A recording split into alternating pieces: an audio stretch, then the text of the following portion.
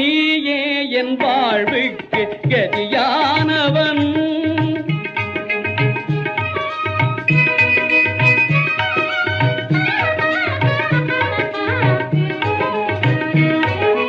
காயான உள்ளங்களை கனியாக்குவாய், காயான உள்ளங்களை கனியாக்குவாய்.